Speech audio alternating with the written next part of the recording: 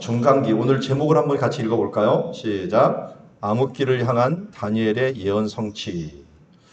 자, 왜 중간기를 한다면서 왜 갑자기 다니엘을 얘기하느냐? 우리 중간기라고 한다고 하면 말라기부터 시작을 해갖고 예수님이 오실 때까지 그 빈 시간이 한 400년이 됩니다. 그 400년에는 선지자가 아무도 안 나타났습니다. 이걸 그리고 우리는 중간기라고 하고 어떨 때는 사람은 암흑기라고 얘기를 하는데요. 그것을 예언한 사람이 다니엘이에요. 그래서 다니엘을 잘 보면은 다니엘서를 잘 보면 이 중간기의 역사를 분명하게 볼 수가 있습니다. 정말 눈에 선하게 보듯이 다니엘이 그것을 예언해 놓았기 때문에 우리가 이 부분들을 함께 보는 시간 가지겠습니다. 제가 이제 중간기를 볼 때 그냥 보지 않고 조금 원래 제가 성경 지리기 때문에 지리적이고 역사적으로 좀 뚫어보려고 합니다. 앞에 보면은 그 사진 하나가 있는데요. 이 사진 하나가 택이 있죠. 이렇게 하나, 둘, 셋, 넷, 네 개 택이 있는데 이게 시루떡처럼 이렇게 흰색 있고 검은색 있고 흰색이 검은색이 있는데 이게 지층인데요. 무슨 지층이냐면 성이 무너져 있던 지층이에요. 무너졌다 세워지고 무너졌다 세워지고 하는 부분인데 이렇게 세워진 게 뭐냐면은 역사가 어떻게 보면 땅에 묻혀 있는 겁니다. 이스라엘은 장마가 없어요. 장마비라고 하지만 비가 와봤자 하루 정도 오고 끝나는 정도고 이게 연속으로 며칠이 오거나 뭐 이 양이 어마어마하게 오거나 이런 건 없습니다. 뭐 와봤자 1년에 200mm에서 한그 600mm 요 정도 오면은 굉장히 많이 오는 거고 우리나라하고는 비교할 수 없을 정도로 비가 적게 오는 지역입니다. 그러다 보니까 유적이 쓸려가지가 않아요. 그러니까 어떤 유적들도 계속 남아있게 됩니다. 이게 계속 쌓이게 되다 보니까 이걸 유적을 갖다 걷어내기 시작하면 그 시대가 나오는 거예요. 그 시대 때 무엇을 먹고 무슨 토기를 가지고 살았고 하는 부분들을 살았는데 예전에는 이 시대마다 토기를 다 틀려요. 토기가 사용된 그릇이. 그래서 그릇 모양 보고서 시대를 구분했는데 요새는 과학이 많이 발달되다 보니까 이 이스라엘 사람들이 우리나라 김치처럼 먹은 게 있는데 올리브예요. 올리브를 발효시켜 갖고 도시락 싸갖고 맨날 갖고 다니면서 먹었던 것이기 때문에 그 올리브 씨앗들이 썩지 않고 남아있는 것들이 있어요. 이런 걸 갖고 반감기를 검사할 수 있고 몇십 년까지, 그러니까 몇 백 년이 아니라 그 시대 몇십 년까지도 조사할 수가 있는 거예요. 그러니까 그 지층을 쫙 걷어내다가 올리브 씨앗이 반드시 나오게 돼 있거든요. 그걸 딱 측정을 해버리면 아 이건 몇 년도 지층이구나 하는 것들을 알 정도로 역사가 그곳에 숨어져 있는 것을 보게 됩니다. 그래서 제가 박사 논문을 쓰려고 했던 세겜이라고 하는 지역, 이 지역 수가성이라고는 아시죠? 세겜이라고는 이 지역은 24개 이상의 지층이 나와요. 그러니까 아브라함 한참 전부터 시작을 해갖고 아브라함 시대부터 시작을 해갖고 아브라함이 들어올 때 있죠. 여호수아가 들어올 때 또 왕국 시대 때 그리고 예수님이 오실 때 이런 시대들까지 다 지층이 남아 있는 거예요. 이게 쓸려가지 않고 그러다 보니까 땅 속의 역사와 또 땅 속의 이 그 증거들이 함께 나와 있는 이런 부분들을 보게 됩니다. 그래서 우리가 이 땅에 일어난 역사들을 왜 하나님께서 이곳을 택해 갖고 이스라엘 택해 갖고 이렇게 하나님의 역사를 일어나는가 봤더니 하나님이 계획이 있었던 거예요. 그 계획이 뭐냐면 이곳에 모아 갖고 하나님의 복을 전하기 위한 것이죠. 그래서 그 복을 전하기 위한 그 땅이 뭔가 봤더니 이스라엘 땅이 바로 이렇게 생긴 비옥한 초승달 지역 가운데 위치하고 있습니다. 이 비옥한 초승달 지역이라고 왜 말하냐면 문명이 이곳에서 발전했기 때문에요. 여기에서는 아시아 쪽에서는 메소포타미아 문명이, 또 아프리카 이쪽에서는 나일강을 하고 있는 이집트 문명이, 유럽 쪽에서는 그리스 로마 문명이 일어났는데 그 사이에 교집합처럼 되어 있는 게 이제 로마 사람들이 부를 때는 해 뜨는 곳이다라고 해서 레반트라고 부르게 되었지만 어쨌든 이곳이 성경의 핵심 지역이 되어버리게 된 것을 보게 됩니다. 그래서 여기에 있었던 이 땅들은 이 모든 대륙에 있는 문화들이 몰려와 갖고 여기서 많은 교집합을 이루고 있었는데 그런데 맨날 짓밟히는 땅이었어요. 근데 짓밟히는 땅인데 딱 하나 하나님의 복음과 믿음에 대해서는 항상 선두를 달렸어요. 하나님의 역사는 이상하게 힘의 역사가 아니에요. 우리 성경 보십시오. 성경은 역사를 뭘로 기록을 했습니까? 성경은 다 믿음의 역사입니다. 그래서 그 시대의 믿음이 가장 좋은 사람이 주인공이었어요. 예를 들어서 아브라함은 유목민이었어요. 그런데 그 시대의 주인공이 되었어요. 다윗은 정말 우리나라 뭐 강원도만한 땅의 왕이었어요. 그런데도 불구하고 그를 그 세대에서는 가장 위대한 왕이라고 불렀던 것을 보면은 우리 성경의 역사는 힘의 역사가 아니고 권력의 역사도 아니고요. 문명의 역사도 아닙니다. 믿음의 역사다. 그래서 성경은 지금도 믿음이 가장 강한 사람들을 주인공으로 삼고 있고 하나님의 나라는 그러하다 하는 것을 알 수가 있고요. 그러니까 믿음을 가장 좋은 아브라함을 여기서 불러갖고 그 믿음을 따라서 순종한 그들의 이야기가 표준이 되게 했고 그 표준으로 만든 성경책을 가지고 사방으로 퍼지게 만들고 또 이 성경의 가장 핵심이었던 복음이라는 걸 가지고 사방으로 아시아, 아프리카, 유럽으로 퍼지도록 만들어 놓은 것입니다. 그래서 역사적으로 이 세상적으로는 짓밟히는 땅이었지만 믿음으로서는 승리한 땅, 여기에서 하나님께서 복의 근원을 만들어서 그래서 아브라함에게 창세기 12장 1절에 너는 내 고향 친척 집을 떠나 아버지의 집을 떠나 내가 보여줄 땅으로 가라. 그 땅에 가서 뭘 하라고 하는가 봤더니 너는 복이 될지라. 복 중에 최고의 복이 뭐냐? 저는 복음이라고 봅니다.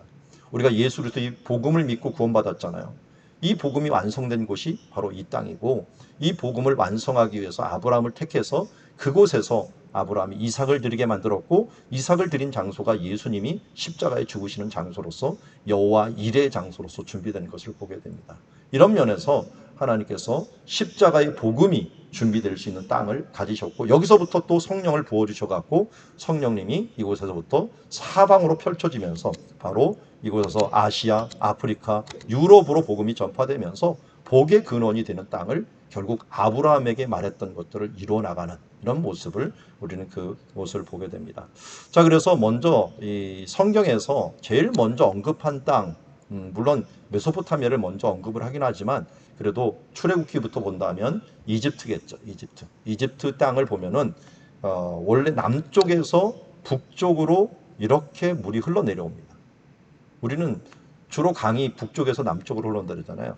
근데 이집트는 이 남쪽에서 북쪽으로 흘러내려요. 근데 지도를 왜 이렇게 놨느냐? 동쪽을 위에 두니라 그랬어요. 성경에서는 동쪽이 항상 위입니다. 위. 그러니까 우리 개념은 북쪽이 위라고 자꾸만 생각하잖아요. 근데 성경 구약 성경은 동쪽이 위고 앞이에요. 그래서 잘 보면 성경에 보면은 성막 이야기할 때 앞 그려놓고서는 꼭 동쪽을 얘기하고요. 뒤 그려놓고서 서쪽을 얘기를 해요. 그러니까 뒤로 갔다 그러면 무조건 성경에서는 서쪽으로 갔다 이렇게 생각을 하시면 되고요. 왼쪽으로 갔다 여기 나오죠. 이 아브라함이 그 조카 롯을 구하기 위해서 단까지 쫓아갔다 그랬는데요. 다메섹 왼편 호박까지 단에서부터 또 더 올라가 갖고 다메섹 왼편 호박까지 쫓아갔다는데 NIV 성경에서는 이걸 뭘로 번역했어요? 놀스라고 하는 단어로서 번역을 한 것을 봅니다. 원어에는 왼편인데 이 우리가 오해할까봐 아예 번역을 왼편이라고 해놓고 또 어떨 때는 이렇게 왼편이라고 해놨다가 어떨 때는 뒤인데 서쪽이라고 번역을 해놓은 것들도 있고요. 우리나라도 좀 왔다 갔다 해요. 번역을 했다가 아니면 이 의미 번역을 했다가 어떨 때는 의미 번역을 안 하고 그냥 이 문자 번역을 하기도 하고 이거 왔다 갔다 하는데 어쨌든 성경에서는 동쪽이 앞이다 라고 하는 개념. 그런데 이집트는 어디가 위겠어요? 남쪽이 위에요. 남쪽이 위. 이 나일강이 거기서 내려오니까요. 아래가 어디냐? 하 이집트가 북쪽이 되겠죠. 그러니까 나라마다 이 표준이 많이 틀렸다 하는 것을 보게 되고 어쨌든 성경의 언어로 우리가 바라볼 때는 항상 동쪽이 앞이구나 라고 하는 것들을 염두에 두시기를 바랍니다. 자, 그리고 이제 메소포타미아 지역인데요. 뭐 한 가지씩만 알려드릴게요. 여기가 메소포타미아인데 메소라고 하는 그 자체가 중간이라는 뜻이에요. 푸타미아라고 하는 말이 바로 강들이라는 거예요. 강들 사이에 있는 땅을 메소포타미아라고 부릅니다. 강들 사이에 있는 땅. 여기에서 문명이 일어나게 되죠. 큰 강이 이 유브라데스 강, 티그리스 강이 두 개나 있으니까요. 큰 강 사이에 문명이 일어나는데 그 문명의 최고 선두를 달렸던 게 아수르였고요. 그 다음이 바벨론, 그 다음에 메데아와 바사였죠. 그래서 제국이 보면은 아수르가 일어났고 어디를 쳤어요? 북이스라엘을 무너뜨리고 아수르가 무너지고 바벨론이 일어났죠. 바벨론이 일어난 다음에는 바로 아수르를 이기고 유다를 멸망시켰고 그리고 메데아와 바사가 다시 일어나갖고 바벨론을 누르고서 해방을 시켜줬죠. 해방을 시켜주는 바람에 이스라엘 백성들이 돌아가서 성전을 짓게 되는 그러면서 이제 중간기 역사가 이 뒤부터 일어나게 되는 것을 보게 됩니다. 여기서 보면은 잘 보면은 항상 배고픈 사람이 먼저 이기게 되더라고요. 아수르가요 바벨론보다 훨씬 더 힘든 장소예요. 유목민의 땅이에요. 농사는 제일 좋은 땅이 바벨론이에요. 그런데 항상 아수르가 전쟁을 하면 이겨요. 근데 바벨론이 아수르를 이길 때가 있었어요. 느부갓네살 왕 때. 그때는 언제인지 아세요? 바벨론이 쫓겨났을 때. 그 땅에서 쫓겨나가고 아수르에게 괴롭힘을 당할 때는 그들이 뭘 차지하냐면 헝그리 정신을, 가난한 심령을 차지하게 되는 거예요. 그리고 메디아 바사는 또 산지예요, 산지. 그러니까 산지에 있는 사람 더 가난하죠. 이 가난한 사람이 이겨요. 이 산지보다 더 가난한 사람이 바닷가 사람들이에요. 또. 이 바닷가 사람이었던 헬라 사람들이 또 나중에 와갖고 승리하는 모습을 보게 됩니다. 그래서 예수님이 축복을 말씀할 때 심령이 가난한 자는 복이 있나니 천국이 저희 것이다 라고 하는 말씀을 하신 것들도 바로 이런 것과 관련이 있다 하는 것을 우리가 알 수가 있고요. 우리가 참 편안하기를 위하여 구하지 말고 갈급한 심령들이 우리 가운데 떨어지지 않기를 위해서 항상 구해야 돼요. 저도 평생 기도 제목이 바로 항상 하나님의 말씀에 사모하는 자가 되기를 원하며 기도하고 있습니다. 그래서 목회자고 또 설교자이고 가르치는 자이다 보니까 항상 이런 일에 가볍게 하지 않고 두렵고 떨림으로 하나님이 주시는 성령의 그 강림을 항상 기다리는 그런 마음으로 제가 강단에 서게 하옵소서라고 하는 마음으로 기도하면서 서고 있는데요. 이런 마음이 없어지면은 그 다음부터는 망하는 겁니다. 사탄이 틈타는 거죠. 그래서 이런 말이 있죠. 이 사탄과 싸우지 않으면 교인들끼리 싸운다. 우리가 나아가서 하나님의 일들을 열심히 하지 않으면 내부 자기네끼리 싸워갖고 자멸하는 모습을 보는 것처럼 헝그리 정신이 없어지는 한 이 모든 것들이 다 무너져 버리는 것을 이 역사를 통해서도 우리가 볼 수 있다 하는 것을 알 수가 있습니다. 자, 이처럼 먼저 아수르, 바벨론, 메디아 바사 됐는데요. 이스라엘 역사 다시 한번 볼게요. 북이스라엘은 아수르로 잡혀갔어요. 아수르로 잡혀갔고 유다는 세 번에 걸쳐갔고 바벨론으로 잡혀갑니다. 그래서 유명한 다니엘이 맨 처음에 주전 605년에 잡혀가고요. 그 다음에 597년에 에스겔, 여고냐라고 하는 왕과 함께 에스겔이 잡혀가고요. 그 다음에 이제 완전히 멸망할 때가 주전 586년에 시드기야가 잡혀가면서 예루살렘이 멸망을 하죠. 그래서 3차에 걸쳐서 가는데 이 다니엘과 에스겔은 바벨론으로 포로로 잡혀가고 거기 있었던 거예요. 그런데 우리가 착각하지 말 것은 시드기야가 망할 때까지도 이 바벨론이 잡아간 사람들이 몇 천 명에 해당해요. 수십만 명을 데려가질 않았어요. 그래서 이 나라마다 정책이 틀린데 아수르는요, 민족을, 이 사람들을 다 움직여 버렸어요. 마을 사람 다 움직여 갖고 다른 곳에다가 막 마을을 흩어놔 버린 거예요. 왜 그러냐면 이 마을들마다 뭘 섬겼냐면 이 신을 섬겨요. 그러니까 신이 있다 보니까 그 신들의 이름으로 싸우거든요. 그럼 그 신을 흩어놔 버려야 돼요. 신앙을 흩어놓으니까 나라로 막 흩어놔 버려요. 그래서 아수르 정책은 어떻게 보면 좀 성공한 편이에요. 왜냐하면 북이스라엘 못 돌아왔어요. 갔다가 그곳에 다 사람들이 흩어져 갖고 더 이상 그 신앙을 다 잃어버려 버린 거예요. 그런데 유다는 좀 틀렸어요. 이들은 누구를 데리고 갔냐면 바벨론의 정책 중에 하나가 지도자만 데리고 온 거예요. 지도자 똑똑하고 기능공이고 똑똑한 사람들만 다 데리고 온 거예요. 그리고 데리고 와서 뭘 가져왔냐면 그들의 신을 다 가져왔어요. 신을 가져와 갖고 자기네 마르둑이라고 하는 신전에다가 포로로 잡아놓은 거예요. 너희 신 파괴하기 전에 잘해. 그리고 너희들 왕들, 너희들 그 지도자들 다 우리 손에 있어. 하면서 그들을 포로 잡아온 거예요. 볼모 정치를 한 거죠.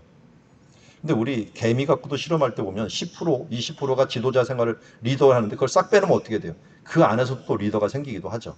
그런데 이스라엘 백성들은 이 바벨론으로 왔을 때 이 리더들이 자기네 신앙들을 새롭게 하는 역사를 만들어 버린 거예요. 그래서 우리는 탈무드라고 하는 게 생기잖아요. 그 탈무드, 최고의 탈무드를 무슨 탈무드라고 부르냐면 바벨론 탈무드라고 불러요.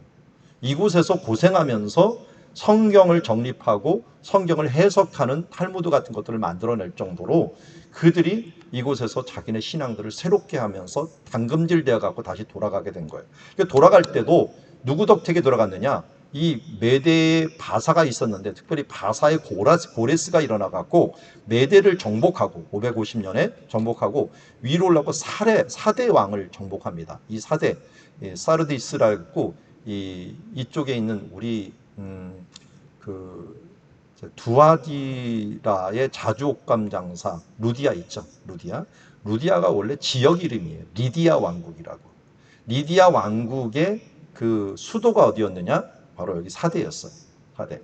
근데 4대 왕이 금을 통해 큰 부를 여고 나라를 확장할 때 이 고레스가 거기를 정복하면서 어떤 일을 벌냐면 이렇게 왕의 도로를 만들어내면서 왕도를 큰 도로를 만들어 갖고요 바벨론을 포위하기 시작한 거예요. 포위한 다음에 이제 이쪽을 공격을 해갖고 539년에 바벨론을 무너뜨립니다. 무너뜨린 다음에 이 무너뜨리는 과정에서 일어났던 문제가 있어요. 이게 뭐였냐면 바벨론을 이제 무너뜨리기 직전인데 이들하고 싸우면은 어마어마한 서로 피해가 일어나요. 워낙 바벨론이 성이 요새로 잘 돼 있기 때문에. 그래도 정복이 다가왔지만 이 바벨론 안에 있는 제사장들이 밀사를 보낸 거예요. 밀사를 보내갖고 뭐라고 했냐면 우리 신을 건들지 않으면 문을 열어주겠다. 우리 신을 열어줘. 그게 왜 그러냐면 여기 바벨론에 있었던 왕이 워낙 제사장의 등살이 싫어갖고요. 왕이 다른 데로 그 고고학 발굴한다면서 대마라고 하는 곳으로 가버린 거예요. 그러니까 그의 아들 벨사살만 놔두고서 왕이 다른 데가 있으니까 이 제사장들이 왕에 대한 신임을 잃어버려 갖고 이 밖에 있는 고레스하고 협의를 한 거예요. 우리 신만 섬기게 한다면. 근데 고레스가 잘 생각을 하다 보니까 이번에 기회다. 무혈 입성을 할 수가 있는 거예요. 그런데 문제는 뭐냐면 고대 전쟁은 신과 신의 전쟁이었거든요. 자기 신의 이름으로 이 신의 이름으로 전쟁했는데 이걸 바꾸자. 그래서 이때부터 바꾸게 된 게 뭐냐면 신과 신은 안 싸운다 이제는. 사람과 사람을 싸우는 그런 전쟁만 하겠다. 해갖고 그럼 뭐냐면 신을 인정해 주는 거예요. 그래서 바벨론 신 마르독을 인정해 주기 시작한 거예요. 그런데 그것만 인정하면 안 되죠. 그 잡혀있는 마르독 신전에 잡혀있는 많은 신전. 그 벨사살 왕이 나중에 자기가 죽을 줄 알면서도 막 축제를 열어요. 이게 뭐냐면 마르독 신전에서 잡아온 그런 여러 신전들 그거 갖고 술 마시고 하면서 우리 신이 이겼으니까 우리가 이길 것이다 이렇게 얘기하는 그런 신전 잔치예요. 한마디로. 근데 그 체계를 완전히 깨버린 게 바로 이 고레스 왕 때죠. 그래서 고레스 왕은 무슨 정책을 쓰게 됐냐면 결국은 쓰게 된 정책 중에 하나가 다신교 정책을 쓰게 된 거예요. 고대에는 일신교 정책이었어요. 일신교는 자기 민족은 자기 신이 있는 거예요. 이게 일신교. 근데 아주 특이했던 민족이 뭐냐면 유일신교를 가지고 있는 유대인이었어요. 유대인들은 다른 신을 인정을 하질 않아. 뭐 다곤신? 이거 인정 못해. 그래서 어떻게 해요? 그 블레셋이 쳐들어오면 신을 부셔버려요, 다. 다 바알레 유다 뭐 이런 게 뭐냐면 그 바알 신들을 다 부셔버린다라고 하는 이런 의미들도 있거든요. 그러니까 다 부셔버린다는 건 뭐냐면 신을 인정하지 않는 거예요. 다른 신들은 어떻게 하냐면 전쟁하면 부시지 않고 그걸 가져와요. 우리 신이 이겼으니까. 얘가 언떠인 거예요. 우리 아벡이라고 하는 것에서 블레셋이 전쟁에 가고 이겼더니 어떻게 했어요? 언약궤를 가져왔죠. 언약궤를 부수질 않아요. 왜냐하면 그 신을 우리가 이겼으니까 포로 잡아온 거예요. 이런 식의 전쟁이었는데 이스라엘만 이상하게 다른 신은 다 가짜다 고 부셔버리는 이런 생각을 갖고 있는 게 이 유일신 종교예요. 그러니까 고대에는 이런 종교가 없었어요. 유대인들 외에는, 이스라엘 사람들 외에는. 그래서 이런 신이 있었고 일신교가 있었는데 여기서 새로운 종교가 탄생한 게 어떻게 보면 다신교예요. 모든 신들을 이제 인정하자. 이게 어디까지 가는데 헬라까지 넘어간 거죠. 헬라도 그러니까 신이 엄청나게 많아요. 그런데 자기 신이 있는 게 아니라 이제 다른 신들도 다 인정하는 정책을 써버린 거예요. 그러다 보니까 이제 신과 신의 전쟁은 없어져 버렸어요. 인간과 인간을 전쟁하다 보니까 웬만하면 항복을 해요. 그전에는 웬만하면 항복을 안 했어요. 왜냐하면 신의 이름으로 싸우다 보니까 죽어도 신을 위해서 죽는 거예요. 그렇게 안 싸우고 자기의 신을 인정해 주니까 그 고레스 왕이 정복한 땅들이 점점점 넓어져 갖고 이집트도 아예 다 완전히 항복을 했어요. 그래서 이집트도 완전히 그 바사, 페르시아라고 부르죠. 바사를 페르시아 왕국에 들어가 버린 것을 보게 되고요. 그리고 이 돌아올 때도 수룹바벨이 왜 돌아왔느냐? 너희 성전 가서 지어라. 왜냐면 신을 인정해 주니까 니네 신 가지고 온 것들, 바벨론이 가져온 것들 다 가져가라. 그래서 신전 지어라. 그런데 뭐는 안 돼요? 정치는 안 돼. 정치는 내 권한 안에 있는 거야. 세금도 내야 돼. 하면서 제국을 이루게 되는 것을 보게 됩니다. 이렇게 이제 스룹바벨이 갔고 스룹바벨 이후에 에스라 느헤미야가 갑니다. 이 에스라 및 느헤미야 갈 때는 무슨 또 일이 있었냐면 애굽이 있는 곳에서 반란이 일어났는데 사람들의 마음이 심승생성하면서 막 안정이 안 되는 거예요. 그러니까 이 바사는 종교를 이용을 했어요. 너희들 율법학자인 에스라야, 넌 가갖고 사람들의 마음을 종교적으로 하나로 뭉치게 해라 하면서 하나님 잘 섬기면 다른 일로 싸울 일이 없을 거다 해갖고 차라리 신앙으로서 그들을 묶어주게 만들어 버린 거예요. 그리고 느헤미야를 통해서는 성벽을 만들 수 있도록, 성전은 지어졌는데 성벽이 없다 보니까 성벽을 지을 수 있도록 보내준 것을 보게 됩니다. 이렇게 큰 그림이 그려지고 그 다음에 이제 다리오 1세 때 이런 성전이 완성이 또 되고 에스더도 완전히 돌아가지 않은 사람들 중에 에스더도 있게 되죠. 그래서 에스더 때 굉장히 위험한 시기가 왔어. 하만이라고 하는 사람이 유대인들을 다 죽이려고 했는데 하만을 잘 보면 그 앞에 무슨 수식어가 되면 아각 사람이라고 해서 아각. 이 아각이 누구냐면 아말렉 족속의 왕이에요. 예전에 사울 왕이 아각을 잡았었는데 그 후손이 그때까지 남은 거예요. 그러니까 사울이 쓴뿌리를 제거를 안 하다 보니까 에스더서까지 와갖고 그때까지 또 전쟁을 하게 되는 걸 보게 됩니다. 그럼 우리가 해결하지 못한 문제는요, 자손 대대로 문제가 돼버려요. 그래서 이 조상의 저주를 끊어야 되는데 우리가 잘못된 습관들, 잘못된 관습들 이런 부분을 잘 꺾어주지 않으면은 이런 에스더서 같은 일들이 계속적으로 벌어질 수 있다 하는 것들을 우리가 잊지 말아야 될 것입니다. 자, 이게 바로 고레스 칙령이라고 하는 것이에요. 고레스가 칙령을 내려갖고 올라가서 이스라엘 하나님 여호와께 성전을 건축하라. 왜냐하면 종교의 자유를 주다 보니까 신전을 지을 수 있도록 해준 거예요. 그래서 이것 때문에 뭐가 생겨버리냐면 종교의 자유가 생기면서 다신교가 생기면서 제사장들이 득세를 하게 되는 거예요. 대신에 왕은 안 돼. 총독이 가면서 왕은 안 되니까 뭐가 됩니까? 왕족은 쇠퇴하고 제사장은 승승장구하고 지도자가 돼버리고 나라의 수장이 돼버리는 거예요. 그게 예수님 때예요. 예수님 때 대제사장들은 쓰는데 다윗의 후손들은 뭐하고 있어요? 저기 가서 집 짓는 목수하고 있는 상황에 있는 것들이 이런 고레스의 칙령 때문에 일어난, 정책 때문에 일어난 결과다 하는 것을 우리가 알 수가 있습니다. 그래서 지금 우리가 중간기라고 하는 것을 공부하지만 중간기는 한마디로 예수님이 오실 때까지 어떤 상황이 마련되었는가, 왜 대제사장들이 득세를 하고 있지 하는 부분들도 요거 하나를 가지고서 우리가 큰 그림을 알 수가 있다 하는 것을 알 수가 있고, 그리고 왜 또 제사장 대제사장들이 이렇게 많어 하는 것들은 조금 있다가 또 로마 역사를 봐야만이 이 부분들을 알 수가 있고 헬라 역사를 봐야만 알 수가 있습니다. 자, 앞에 보면은 이제 고레스가 칙령을 내려요. 538년 정도에 내려서 이스라엘이 536년 정도에 돌아오게 됩니다. 그런데 고레스가 전쟁하는 중에 죽어요. 죽으면서 그 아들 캄비세스가 돼 있는데요. 캄비세스가 드디어 이집트까지 다 정복을 합니다. 애굽까지. 그런데 그가 애굽에서 독살이 돼요. 살해를 됩니다. 그러다 보니까 스멜디스라는 가짜 왕을 내시들이 만들어버려요. 아주 혼란한 시기가 있었는데 그때 그걸 치고 나와서 왕권을 잡은 사람이 다리오 1세라고 하는 사람이고요. 이때 학계 스가랴 선지자가 활동을 할 시기였고, 이때 그 전에 성전이 지어지다가 중지되었는데 다리오 1세 때 완성이 되게 됩니다. 그도 그럴 것이 다리오 1세가 준비하고 있었던 전쟁이 하나가 있었는데 마라톤 전투였어요. 마라톤 전투. 이 마라톤 전투에 집중을 하다 보니까 시끄럽고 이런 것들을 잠재우기 위해서 웬만한 민원들은 들어줬던 그런 시대였던 것을 보게 됩니다. 그런 것을 이용해 갖고 다리오 1세가 고레스 때 내렸던 칙령들을 확인하고 이거는 져줘도 된다 해서 성전이 이때 516년경에 완성이 되는 것을 보게 됩니다. 자, 그리고 나서 마라톤 전투가 실패를 해요.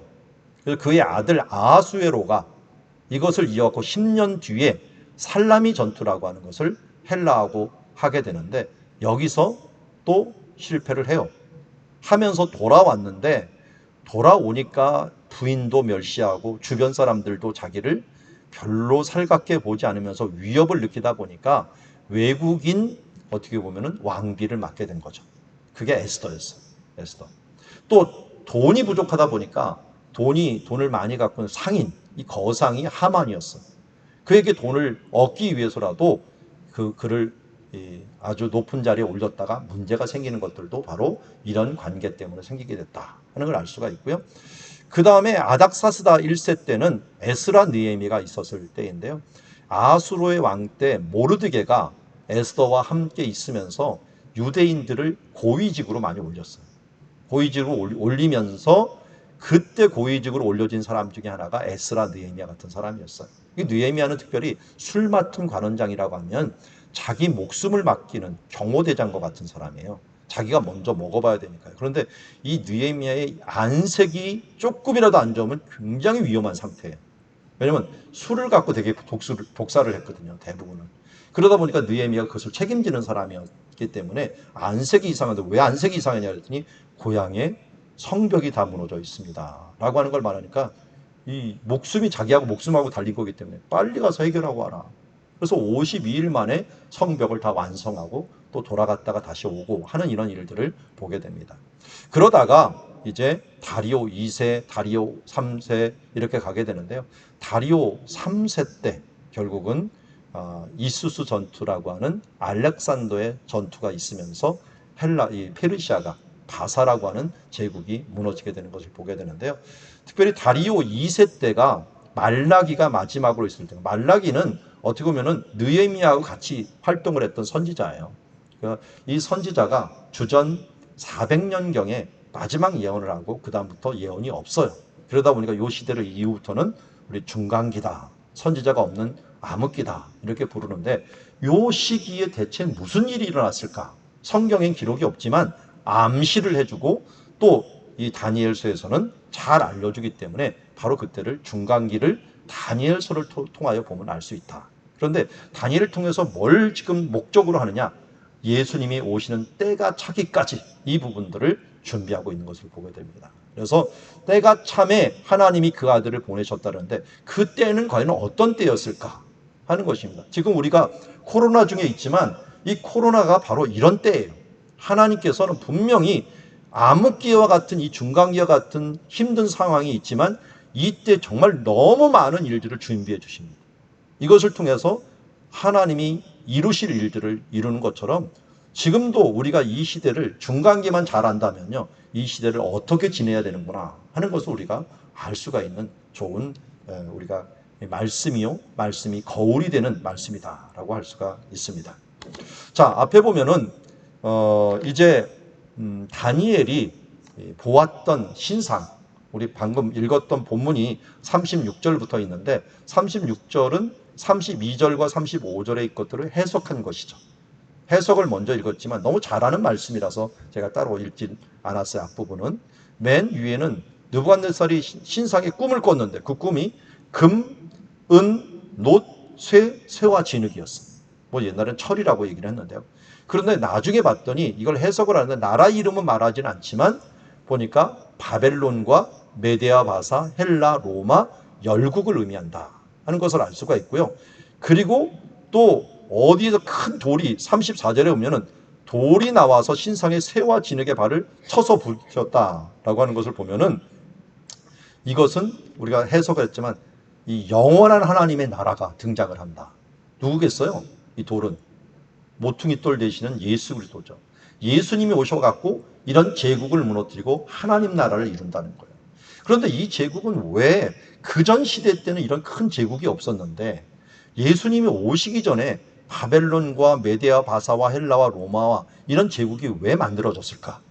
이런 부분들은 우리 중간기의 역사를 봐야만이 이걸 주신 이유가 뭘까? 이 모양을 보여준 주시가 뭘까 하는 것들이 다니엘서에서 3번이나 이것을 반복하면서 보여줘요. 금, 은, 놋, 쇠 이렇게 보여주다가 7장에 가서는 사자, 곰, 표범, 크고 두려운 짐승 이런 식으로 보여줘요. 그러니까 바벨론은 사자 모양과 같고 그 다음 나타나는 은혜에 해당하는 메데아 바사는 곰과 같고 그리고 그 다음에 나타나는 헬라는 이 표범과 같고 그 다음에 로마는 크고 두려운 짐승과 같다. 이렇게 얘기했다가 8장에 가서는 이 곰과 표범을 또 다른 짐승으로 얘기합니다. 수양과 수염소로 표현을 하게 됩니다. 그래서 수양이 모든 것을 다 얻은가 싶었더니 수염소가 나타나갖고 이걸 들이받는 것들을 보여주게 됩니다. 여기서만 끝난 게 아니라 조금 이따 11장에 가면 이 수염소 이야기를 또 자세히 해줍니다. 그러니까 점점 이게 줌으로 해갖고 점점 줌인으로 들어가는 모습을 보게 됩니다. 큰 신상을 통해서 이제 짐승 모양, 그리고 헬라와 그 메데아 바사하고 헬라 이야기 끝난 다음에 헬라에 대한 이야기로 자세히 들어가는 것들이 바로 이 중간기를 보여주는 다니엘의 이야기다 하는 걸 우리가 알 수가 있습니다. 이 부분들을 제가 다 이야기는 할 수 없기 때문에 간단하게 얘기하면 이렇습니다. 먼저 바벨론은 이렇게 이 지역들을 차지합니다. 그러다가 이 아프리카에 있는 애굽은 차지하지 못해요. 그런데 메데아 바사가 일어나갖고, 이 바사를 페르시아라고 불러요. 페르시아가 일어나갖고 더 많은 나라들을 크게 치면서 확장을 합니다. 그 다음에 일어난 나라가 헬라예요. 헬라가 어떻게 보면 가장 넓은 제국을 만들었죠. 그렇지만 잠시였죠. 잠시 이 알렉산더가 3년 반 정도 이 부분의 제국을 다 점령을 하고 또 원정까지, 인도에 있는 원정까지 떠나는 것을 보게 됩니다. 그러다가 이제 로마 제국이 등장을 하면서 또 새롭게 서쪽으로 이 중심점이 옮겨진 것을 보게 됩니다. 이렇게 제국이 이 4개가 겹치게 이 지역에서 계속적으로 발생하는 일들, 그 전에도 없었고 후에도 이런 제국들이 발전하는 일들은 없었는데 계속적으로 이렇게 했던 이유가 있었어요. 이것은 뜨인 돌이 나타나서 이것을 무너뜨리면서 뭔가 하나님이 의도하는 것이 있었는데요. 특별히 8장 아까 얘기를 해드릴게요. 8장은 두 큰 염소가, 두 뿔 가진 염소가 수양이 있다 그랬죠. 수양이. 이게 메데아 바사예요. 근데 그 중 한 뿔은 다른 뿔보다 길다 했는데 이게 바사입니다. 페르시아죠. 그래서 이 내가 본즉 수양이 서쪽과 북쪽과 남쪽을 향하여 받으나. 근데 이게 뭐냐면 사방으로 확장되는 이 부분인데 이 확장되는 중에 누구를 치냐면 염소 있는 나라를 치게 되는 거죠. 그게 헬라에 있던 알렉산더 있었던 지인데요. 이곳에서 내가 생각할 때 한 수염소, 헬라의 알렉산더가 서쪽에서부터 온 지면에 두루다니며 땅에 닿지 아니하며 라는데, 표범이라고 하는 것으로 과거에는 표현했는데 이 표범이 제일 빠른 동물이거든요. 그들이 닿지 아니하며 그 염소의 두 눈 사이에서 현저한 뿔 알렉산더가 나타나갔고요.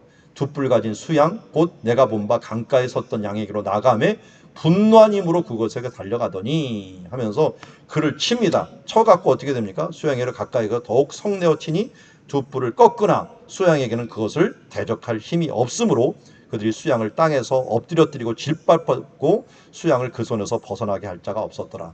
그야말로 순간에 끝내버리는 전쟁이 된 것을 보게 됩니다. 그런데 알렉산더가 갑자기 죽죠. 바벨론이 있는 곳에서 갑자기 죽으면서 왕국이 이제 나눠지게 되는데요. 그게 바로 남쪽과 북쪽으로 나눠진다라고 하는 게 프톨레미 왕조와 셀류쿠스 왕조라는 왕조로 나눠지게 되는 것을 보게 됩니다. 그러다가 이제 이스라엘을 갖다가 괴롭히고 성소를 헐어버리는 일들, 이런 일들도 그들이 행하는 것들이 나오고 있는데요. 자, 우리가 이 세상의 역사 중에서 여러분들이 잘 아는 역사 중에 하나가 이 마라톤 경기가 있죠. 마라톤 경기. 마라톤 경기가 바로 여기서 나왔어. 성경에서 나온 거예요. 성경에 아까 누가 이 전쟁을 했죠? 다리오 1세. 다리오 왕이라고는, 바사의 다리오 왕이라는 이 성전을 짓는 데 공헌했던 학계 선지자, 스가랴 선지자가 있었던 그 시대의 왕이에요. 그 왕이 군대를 이끌고서 헬라로 전쟁을 갔던 것이 바로 마라톤 전투예요. 그런데 마라톤 전투를 갔는데 이 헬라 사람들이 엄청나게 죽기 살기로 막은 거예요. 막는 게 성공을 한 거예요. 그래갖고 싸움도 안 해보고 제대로 준비를 안 했던 거죠. 다리오가 그냥 철수를 해버립니다.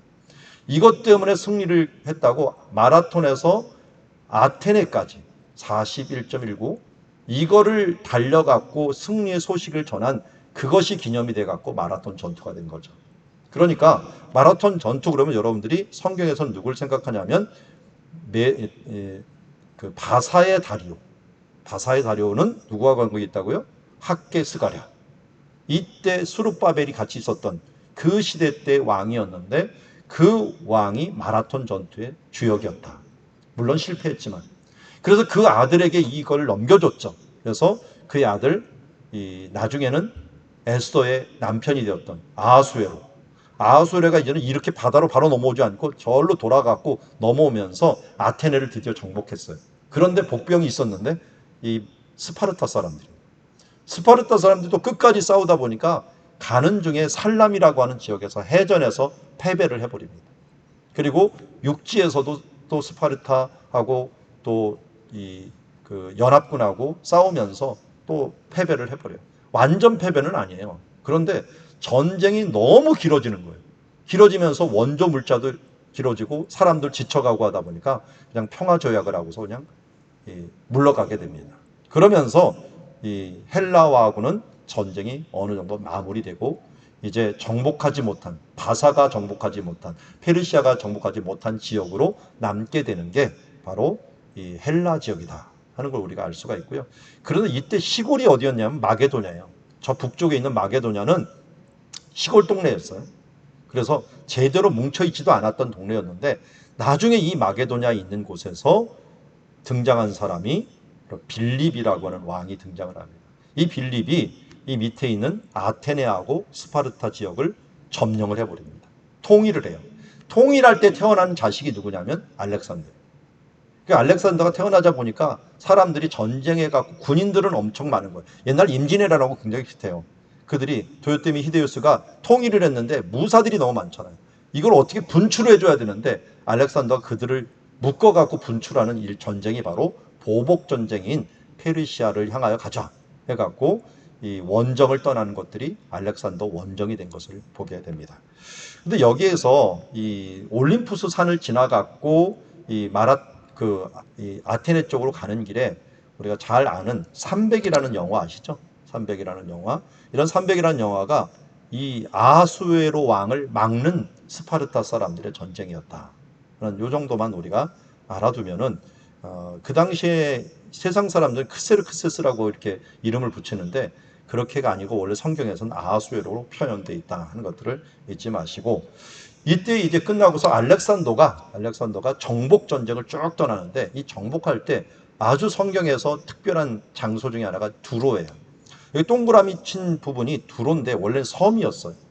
섬이었는데 여기가 페르시아의 그 해군이 머물렀던 곳이에요. 해군이 머물렀으니까 이것을 점령하지 않고 가면은 문제가 생길 것 같다고 이것을 3개월 동안 작전을 해도 여기 갈 수가 없어요. 왜냐하면 섬이다 보니까.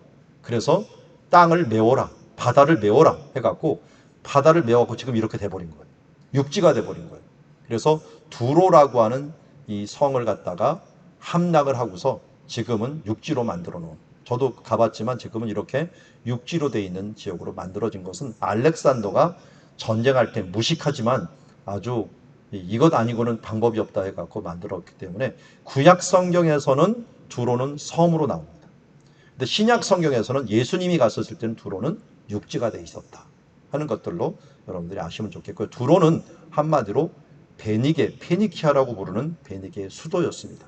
그래서 우리는 두로와 시돈이라고 얘기를 하는데 그 수도는 두로였기 때문에 이 주변 사람들 인구는 누구 사람이면 시돈인들이었고 시돈이라는 도시도 있었어요. 그렇지만 항상 수도는 두로였다. 그래서 두로 왕 히람 유명하죠. 그런데 두로 왕의 딸, 두로 왕 에빨의 딸 이세벨 이런 사람들이 있었고 좋은 사람과 안 좋은 사람이 섞여 있는 이런 두로의 관계. 여기가 바로 가나안 족속들의 본거지였죠. 왜냐하면 가나안 족속의 장남이 시돈이었는데 이 시돈 족속에 해당하는 것이 바로 두로와 시돈이었기 때문에 그렇습니다. 어쨌든 알렉산더가 전쟁을 해서 드디어 두로를 얻고 전쟁을 해나가는데 알렉산더는 어디 출신이냐면 한마디로 우리 데살로니가 아시죠? 데살로니가 출신이라고 보시면 됩니다.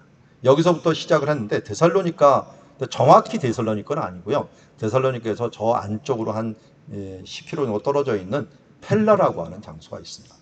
펠라 지역의 사람이었는데 그곳이 빌립이라는 왕의 수도가 있었어요. 그런데 나중에 원정을 떠나다 보니까 뭐가 중요하냐면 항구가 중요해진 거예요. 그래서 나중에는 데살로니카가 더 큰 도시가 돼버린 것이기도 하고요.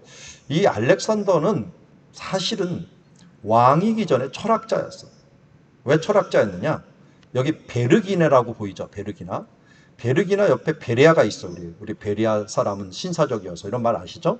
근데 이 옆에 동네 한 3km도 안 떨어져 있어요. 옆에 동네가 베르기나인데 이 베르기나의 고향을 가진 사람이 누구냐면 아리스토텔레스. 아리스토텔레스가 이 마게도냐 북쪽 사람이에요. 그런데 남쪽 아테네로 내려가고 플라톤의 수제자가 된 거예요. 근데 플라톤이 죽었으니까 수제자인 이 아리스토텔레스가 그 다음 대를 이어야 되는데 사람들이 너는 저 북쪽 사람이니까 대를 이을 수 없어 하면서 그를 쫓아내버린 거예요. 그러는 바람에 헤매다가 빌립 왕이 이 아리스토텔레스가 헤매고 있다는 소식을 듣고 데리고 와갖고 내 아들 교육 좀 시켜다오 해갖고 시킨 사람이 아리스토텔레스. 참 알렉산더와 그의 주변의 친구들이 다 아리스토텔레스의 어떻게 보면 제자들이에요. 그 수제자가 알렉산더라고 할 수가 있죠. 그 알렉산더는 이 헬라 철학을 배워서 전쟁을 하면서 헬라 철학적인 사상들을 심어주는 게 그의 목적이었어요. 전쟁만 이기는 게 중요한 게 아니라 헬라화를 시키는 게 그의 목적이었어요.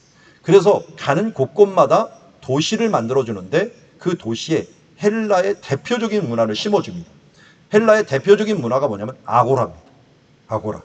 아고라인 이 시장을 만들어서 거기서 토론 문화를 만들고 거기에서 극장을 만들어 갖고 그 극장에서 희극을 보여주면서 당연히 헬라 언어를 그곳에서 알아야만 볼 수 있도록 그러다 보니까 어떻게 되냐 이 주변 지역이 헬라어로 통일이 돼버립니다. 언어적인 통일이에요. 여러분 언어는 문화예요. 어떤 언어를 쓰느냐가 그 문화를 가지고 있느냐를 결정해요. 1세인가 1.5세인가 2세인가 1.5세만 하더라도요. 언어를 자기 모국어를 갖고 있기 때문에 문제가 안 돼요. 근데 2세가 되면요. 이 생각이 확 바뀌어버려요. 왜냐면 언어가 틀려지기 때문에 언어는 문화에 함축된 그 부분들을 품고 있는 것이거든요. 그런데 여기에 있는 지금 헬라어를 모든 세계에 펼치면서 세계가 다 헬라화 돼버리는 민주주의화되고 헬라화되는 결과를 가지게 되고 언어가 통일되는 그런 결과를 가지게 되는 것이 바로 알렉산더의 원정 때문에 일어난 결과였다 하는 것을 우리가 알 수가 있습니다. 그런데 알렉산더가 이 전투에서 제일 중요한 전투가 어디냐면 이수스 전투라고 하는 전투를 벌이는데 이 이수스가 어디냐면 한마디로 이 사도 바울의 고향이라고 생각하시면 됩니다. 다소 바로 옆이에요. 뭐 1, 20km밖에 안 떨어져 있어요. 그곳 벌판에서 싸운 그 전쟁이 결국은 알렉산더의 그 전쟁은 페르시아를 이기는 결정적인 전투가 돼버린 것을 보게 됩니다. 이게 또 굉장히 중요한 게요. 이 원정길이 나중에 사도 바울의 2차 전도여행 길이 됩니다.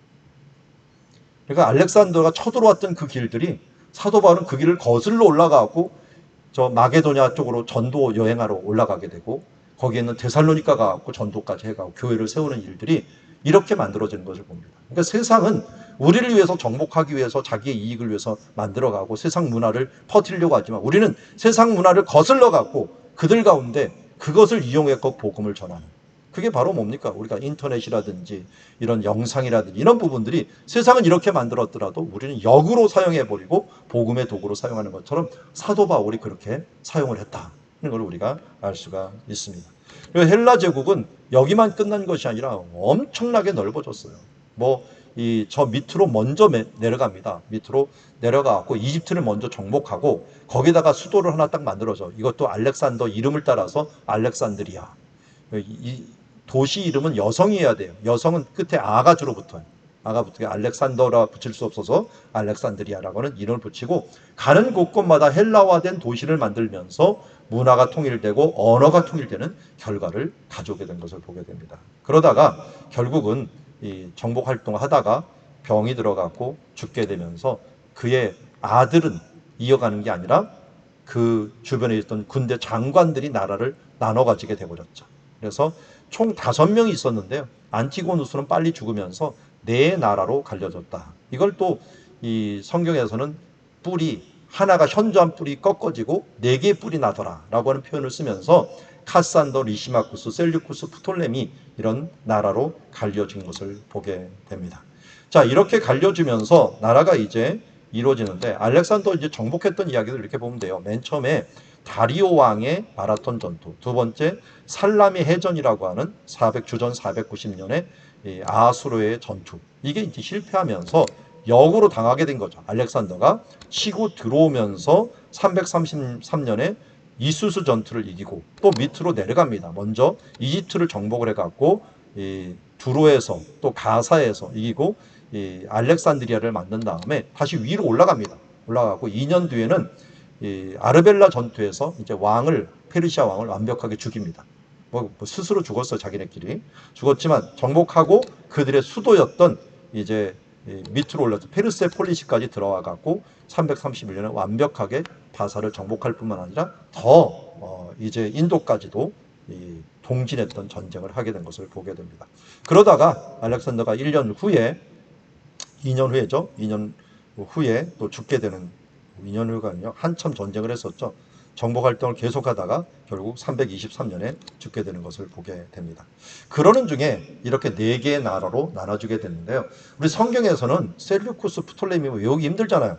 그러니까 성경에서는 뭐라고 해야 되냐면 북방왕, 남방왕이라고 표현을 해놓았습니다. 그래서 북방왕은 셀류쿠스, 남방왕은 프톨레미. 그런데요, 외우기도 어려운 것 같지만요, 사실은 그렇게 어렵지는 않아요. 어렵지 않은 게 이걸 보면 알아요. 북방왕은 안디옥이라고 하는 곳을 수도로 삼았어요. 근데 안디옥이라는 곳을 영어로 보면 안타키아라고 부르기도 하는데요, 안티오쿠스라고 하는 왕 이름이에요. 왕 이름. 그런데 안티오쿠스의 조상이 누구였느냐면 셀류쿠스였어요. 셀류쿠스. 그래서 여기 보면 셀류키아라고 하는 이름이 실루기아.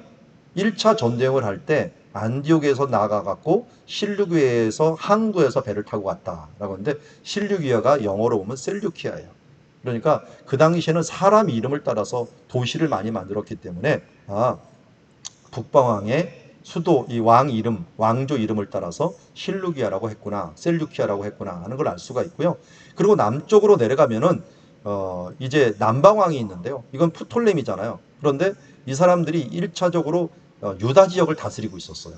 그래서 유다에다가 이 돌레마이라고 하는 도시를 만들어 놨는데, 이 전도여행, 3차 전도여행하고서 사도 바울이 돌아오는 길에 돌레마이를 거치는 장면들을 봅니다. 그래서 이 돌레마이가 프톨레마이스라고 하는 이름에서 나온 겁니다. 그래서 프톨레마이라는 이름에서 나왔다 하는 것을 알 수가 있습니다. 이처럼 북방왕과 남방왕이 왜 중요하느냐? 유다가 가운데 꼈기 때문에.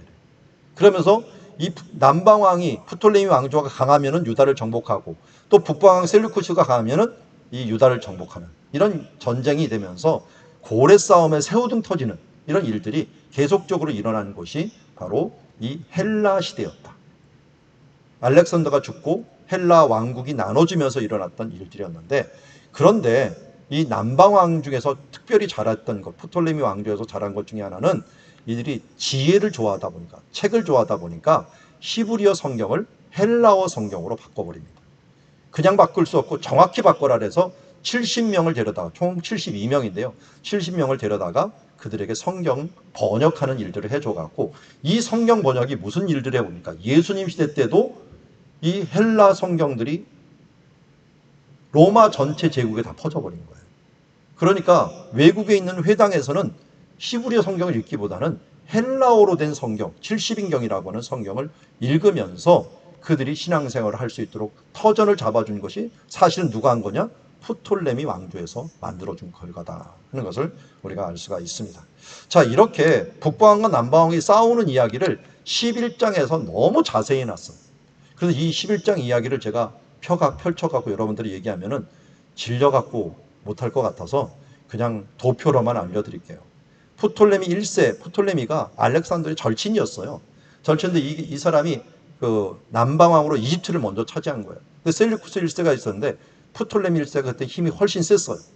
그리고 2세에 있어서도 2세가 힘이 셌어요.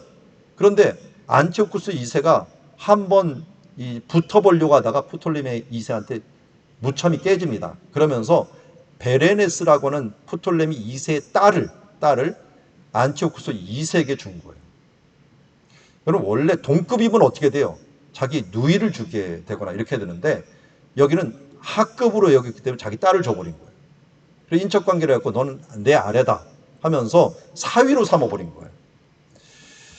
그래도 안티오쿠스는 그걸 받아들여 갖고 아들도 낳고 잘 지내고 있는데 원래 아내였던 라오디스가 이걸 꼴불견이라서 이걸 이기지 못한 거예요. 그래서 베레네스라고 하는 프톨레미 2세의 그 딸을 독사를 시키고 그의 아들도 죽였어요. 그리고 꼴 보기 싫으니까 자기 남편도 죽여버립니다. 이렇게 할 수 있었던 큰 힘은 뭐냐면 자기 아들이 있었거든요. 세자가 있었거든요. 그 세자가 누구냐? 셀류쿠스 2세. 근데 잘 보면 재미난 게 있죠. 여기 남방왕은 프톨레미를 계속 가는데 셀류쿠스 왕조는 셀류쿠스 안티쿠스 이렇게 갔죠. 지금도 그리스 사람은 이름을 이렇게 써요. 할아버지 이름이 손자 이름이 돼요. 지금도 셀류쿠스 안티쿠스. 그래서 아들을 낳으면 자기 아들을 낳으면 제일 기뻐하는 게 할아버지입니다. 자기 이름 간다 이렇게 생각하고 있어요. 근데 어떤 또 집안은 똑같이 그냥 이름을 계속 같은 이름을 쓰는 사람들도 있는 게 이제 프톨레미 왕조예요. 근데 주로 셀류쿠스 왕조처럼 현대 이스라엘 사람 그리스인들도 이런 식으로 이름을 지금 쓰고 있는 것을 보게 됩니다. 어쨌든 그런 관계를 보시고 그러다 보니까 누가 화를 내겠어요? 프톨레미 2세가 화를 냈는데 이때 전쟁을 하고 프톨레미 3세 때 전쟁이 일어나는 거예요. 3세 때 갖고 셀류쿠스 2세를 완전히 정복하고 다 눌러버립니다. 눌러버려 거의 뭐 식민지 삼듯이 해버리니까 이 아들이었던 셀류쿠스 2세의 아들이었던 안티오쿠스가 화가 나갖고 보복 전쟁을 준비해갖고 프톨레미 4세와 싸운 거예요. 싸우고 하다가 결국은 어느 정도 승기를 잡았어요. 승기를 잡고 이번에는 안티오쿠스 3세 자기의 딸 클레오파트라를 프톨레미 5세에게 준 거예요. 줘갖고 프톨레미 클레오파트라한테 지령을 내린 거죠. 너 프톨레미 5세를 잘 꼬셔갖고 그 나라를 내 것으로 만들게 해라. 근데 웬걸요? 클레오파트라가 배신을 해버렸어요. 자기 남편 편을 들어버린 거예요. 그리고 이게 또 무산이 돼버린 거예요. 무산이 되니까 또 안티오쿠스가 쳐들어갔는데 이 프톨레미 5세가 질 것 같으니까 누구를 끌어들였냐? 로마를 끌어들인 거예요. 그 당시 로마가 막 크고 있었거든요. 그래서 로마하고 전쟁을 했던 안티오쿠스 3세가 또 대판 져버렸어요. 이때 이제 있었던 사람이 안티오쿠스 3세를 도와줬던 사람이 한니발이에요. 한니발이 로마에서 한번 싸우다가 지고 나서 안티오쿠스 3세한테 왔는데 안티오쿠스 3세의 힘을 입어갖고 싸우는데 로마한테 져버린 거예요. 그러면서 전쟁 배상금을 엄청나게 내라고 한 거예요. 그렇게 내려고 하다가 결국 안티오쿠스 3세 죽었고요. 그 다음 셀류쿠스 4세도 또 전쟁 배상금을 로마에 안 내면 자기네가 또 이 전쟁을 해야 될 것 같으니까 그거 걷다가 또 신전 것을 뺐다가 독살이 돼버리는 결과들이 가져왔고 또 장군이었던 헬리오도루스가 또 자기가 일어나려고 했는데 안티오쿠스 4세라고 하는 사람이 일어나갖고 이 헬리오도루스를 이기고서 자기가 정권을 잡게 됩니다. 근데 이 사람은 원래 셀류쿠스 4세의 그 형제예요. 동생이에요. 그런데 셀류쿠스 4세의 아들이 있었거든요. 아들이 왕이 돼야 되는데 안티오쿠스 4세가 이걸 어떻게 보면 낚아챈 거예요. 왕을 낚아채 갖고 전쟁을 했는데 이 사람이 아주 악한 사람이었어요. 왜냐하면 거짓말을 밥 먹듯이 하는 사람. 그래서 프톨레미 6세, 7세를 괴롭히고 그를 정복하려고 했는데 또 로마가 개입하는 바람에 이 안티오쿠스 4세가 화가 나갖고 돌아가면서 드디어 유다에게 화풀이를 하게 되는데 제사를 금지시켜버렸어요. 그리고 돼지 피를 가지고 성전을 다 뒤엎어버려갖고 여호와의 제단을 다 더럽혀버리고 율법 배우지 마라. 웬 화를 갖다가 이상하게 유대인들에게 내버리는 바람에 이게 문제가 되면서 이때 이제 마카비 혁명이라고는 혁명이 이때 시작이 되었다 하는 것을 알 수가 있습니다. 이게 다 어디에 나오는 거냐면요. 이 사람 이름은 안 나오는데요. 남방왕, 북방왕 하면서 이 다니엘서 11장에 나오는 말이에요. 너무 정확하게 나와갖고 민망할 정도로 너무 정확하게 나와요. 그래서 그만큼 잘 나왔는데요. 그런데 이 헬라 왕국이 이제는 안티오쿠스 4세 뒤에 멸망하게 되는데 이 헬라 왕국이 그런데 성경의 역사에선 너무 좋은 귀중한 일을 남기게 됩니다. 그 중에 하나 헬라 제국이 만들어지게 된 계기가 뭐냐면 베니게의 도움이에요. 아까 페니키아라고 불렀죠. 두로와 시돈. 이 두로와 시돈이 뭘 전수해줬냐면 알파벳을 전수해줬어요. 신화에 의하면 유로페라고 하는 여인이 있었는데 이 여인이 제우스가 워낙 그 여인이 예뻐갖고 그를 자기 등에다 들고 흰 소가 등에 대고 그를 크레테라고 하는 섬, 그레데죠. 그쪽으로 데리고 왔다. 그리고 그레데를 찾으려고 그의 그 오빠들이 그걸 찾으려고 어디로 갔냐? 헬라 쪽으로 들어간 거예요. 들어가서 거기에서 알파벳을 전수해주고 또 두로의 가장 큰 기술 중에 하나가 뭐냐면 염색 기술이에요. 이 자주 옷감 장사. 이 기술인데 이것들을 헬라 지역에다 전수해주는 결과를 가져오게 되었습니다. 그래서 알파벳은 결국은 두로와 시돈에서 나왔다라고 봅니다. 우리가 지금 이 알파벳이 우리가 쓰는 ABCD 있죠? 이게 헬라어에서 온 거거든요. 헬라어에서 라틴어로, 라틴어에서 영어로 온 건데 이것이 바로 페니키아 사람들이 맨 먼저 전수하면서 생긴 그런 문명이다. 여러분들이 영어를 쓸 때마다 이거 성경의 페니키아 문명인데 라고 하는 생각, 베니게, 두로와 시돈 문명인데 라는 생각을 가지시고 옷감을 염색하는 기술도 여기에서 첫 번째로 시작이 되게 됩니다. 그런데 이 크레테라고 하는 섬, 그레데라고 하는 섬이 원래는 누가 있었느냐면 이 블레셋 사람들이 살았던 곳이에요. 블레셋 사람들. 이 사람들이 아마 미노아 문명이라고 하는 문명을 이루면서 살았는데 여기에 큰 화산 폭발이 일어납니다. 그러면서 해일이 일어나갖고 그들이 살았던 모든 지역이 다 흙으로 다 덮여버려요. 그리고 산 위로 도망갔던 사람이 도저히 자기 도시에는 살 수 없으니까 일부는 지금 터키 있는 그 지역으로 갑니다. 소아시아 교회 있는 쪽으로 가가 거기에서 히타이트 헷 왕국이 있었는데 그들을 붕괴시켜 버리고요. 일부는 이집트로 옵니다. 근데 이집트에서 올 때가 언제였느냐면 이스라엘 백성들이 이제 출애굽을 해갖고 몇백 년이 지난 때였어요. 그 뒤에 이들이 왔는데 이들을 이집트 사람들이 어떻게든 막아냈는데 이 사람들이 자기 가족들을 데리고 오다 보니까 죽자져 싸우는 거예요. 그래서 안 되겠어 하고 이걸 옆으로 밀어냅니다. 그게 밀어낸 게 가나안 땅으로 밀어낸 거예요.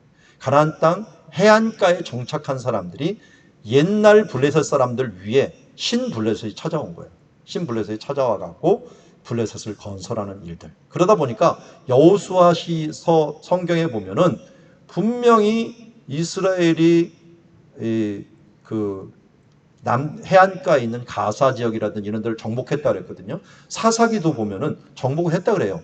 그런데 뒤에 보면 정복을 못했다 그래요. 왜 못했다고 하느냐? 이 일들은 블레셋 사람들이 들어가면서 이스라엘이 정복했던 지역을 다시 뺏기게 되는 그런 결과들을 가져왔기 때문에 그렇습니다. 이게 바로 헬라 지역의 미노아 문명이 어떻게 보면 미케네 문명이라고 하는 이 문명에 밀리기도 하고 또 화산 폭발로 갈 데가 없다 보니까 밀리면서 가져왔는데 이들이 가져온 문명이 뭐냐면 또 철기 문명이에요. 철기 문명. 그래서 이 사울 왕 때까지도 이스라엘에서는 바로 사울 왕과 요나단 외에는 철로 된 칼이 없었고 이 철로 된 것들을 농기구를 하려면 블레셋으로 내려왔더라라고 하는 표현을 쓰는 것들은 바로 이때 해양 민족이 가져온 철기 문명이 가져왔던 거고 이 철기 문명을 이스라엘 걸로 완벽하게 흡수했던 사람은 누구냐? 다윗이었죠. 다윗이 그곳에 피난 생활을 하면서 그들의 문명을 흡수를 해버린 거예요. 다윗은 참 대단한 문명의 역전을 이룬 사람이라고 할 수 있습니다. 이렇게 했고요. 헬라 문명에 이 자극을 준 사람들은 이렇게 베니게라든지 해양 민족이라든지 이런 사람들이 좋지만 특별히 바사, 페르시아가 전쟁하면서 자극을 계속 줬죠. 자극을 줬고 그리고 알렉산더가 이것을 복수하겠다고 원정을 떠났고 헬라 왕국이 또 분열이 되면서 북방향 남방으로 나누게 됐고 이들이 무너질 때 정도에 이제 마카비 혁명이 주전 167년경에 이루어졌는데요. 그 혁명을 일으켰던 장본인이 누구였냐? 마따디아라고 하는 제사장이었습니다. 제사장이었는데 이 제사장에 아들이 5명이 있었는데요. 이 아들 중에서 이 세 번째 아들이 제일 용감했어요. 그래서 유다 마카비라고 불렸는데 마카비라고 하는 게 뭐냐면 이런 해모예요. 해모. 망치 같은 유다. 그래갖고 유다가 먼저 아버지를 대신해 갖고 들고 일어난 거예요. 들고 일어났는데 그 다음 유다가 전쟁하다 죽으니까 그 다음 이은 사람이 막내 동생이었던 요나단이에요. 근데 그 뒤에 넷째 동생인 엘레아살은 유다와 함께 전쟁을 하다가 코끼리에 깔려 죽어요. 코끼리를 죽인다고 해갖고 위에서 푹 찔렀는데 깔려져 죽어버린 그런 사람이 엘레아살이었고요. 그 다음 막내 동생 요나단이 다시 지도권을 가졌다가 다시 전쟁을 하였고 그 다음에 요나단도 죽어요. 그 다음에 이제 시몬이 왕이 되는데 드디어 두 번째 아들이었던 이 시몬이 왕이 되면서 이제 이어서 왕이 된 사람이 요한 힐카누스예요. 이 요한 힐카누스가 유명한 하여튼 하스모니아 왕가라고 마따디아의 조상이 하스모니아거든요. 그래서 하스모니아 왕가라고 불러요. 근데 이 하스모니아 왕가에서 최고 큰 사람이 누구냐면 요한 힐카누스예요. 왜냐하면 사마리아를 정복하고 이두메를 정복하면서 그 지역들을 완벽하게 유대화시킨 사람들이에요. 유대 사람. 특별히 이두메 같은 성경은 에돔 사람들이거든요.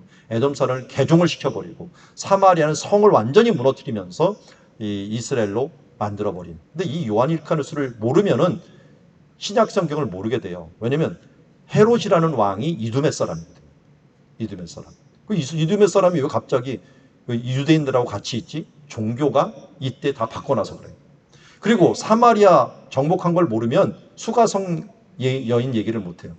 우리 조상들은 여기서 예배했는다는데 그 성 얘기할 때 그걸 무너뜨린 그 성전을 그리심산에 있는 성전을 무너뜨린 사람이 요한 힐카누스예요. 그러니까 요한 힐카누스가 이 신약 성경에 많은 배경을 깔아 넣었습니다. 그 사람들이 남쪽은 정복하고 북쪽에 있는 사마리아 지역은 완전히 초토화시켜 갖고 사마리아 사람하고 더 관계가 안 좋아지는 결과들을 가지고 그를 정복했고요. 그 뒤에 아리스토블루스라고 하는 사람이 왕이 됐는데 1년밖에 못했어요. 1년밖에 못하고 그 다음 동생이었던 알렉산더 야네우스에게 갔는데 이 야네우스도 조금 있다 죽어요. 그리고 애들이 어렸어요. 그러다 보니까 부인이 알렉산드라라고 하는 살로메가 대신해서 통치하는 그런 시간들이 되게 됩니다. 이게 이제 하스모니아 왕가의 큰 그림이고요. 자, 여기를 보면 그렇습니다. 맨 처음에 유다 마카비가 전쟁을 할 때 지금 마따디아의 고향이 어디냐면 모디인이에요. 모디인. 이 모디인에 있었는데 여기에서 이제 전쟁이 그 폭동이 일어난 거죠. 한마디로 혁명이 일어나면서 고프나에서 사람들이 모였는데 첫 번째 전투 아폴로누스 전투에서 주전 167년에 이긴 거예요. 이기다 보니까 사람들이 용기가 생겨갖고 이제 두 번째 전투를 했는데 베토론 전투에서도 또 세론이라고 하는 사람을 쳐들어왔는데 이걸 또 이겨버린 거예요. 세 번째는요, 코끼리 부대를 동원을 해갖고 니카노르가 쳐들어왔는데 얼마나 세게 쳐들어왔는지 나중에 이 위쪽으로 올라왔고 베스가리아로 왔는데 이게 아까 말했던 코끼리 부대 치느라고 엘르아살이 그 네 번째 동생이 여기서 죽게 되는 거죠. 죽게 되면서 막았습니다. 그리고 마지막으로 이제 이 마카비가 예루살렘을 정복하면서 예루살렘 정복한 뒤에 성전을 깨끗하게 하는 예식이 수전절이에요.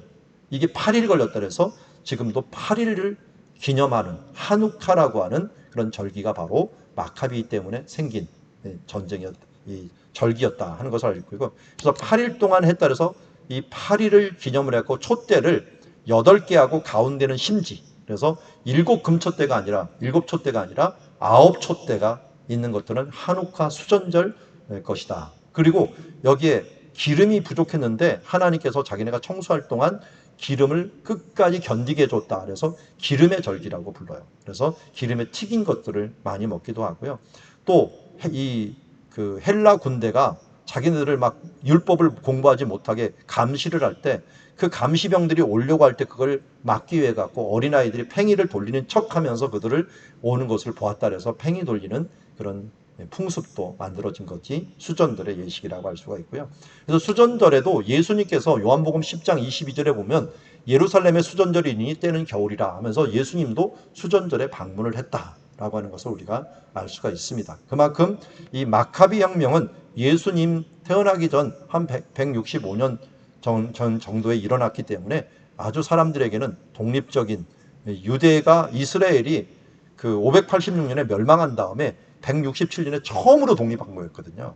독립했는데 좀 있다가 또 로마에 또 점령을 당했으니까 이 사람들은 이 마카비의 추억을 계속적으로 가지고 있는 것을 보게 됩니다.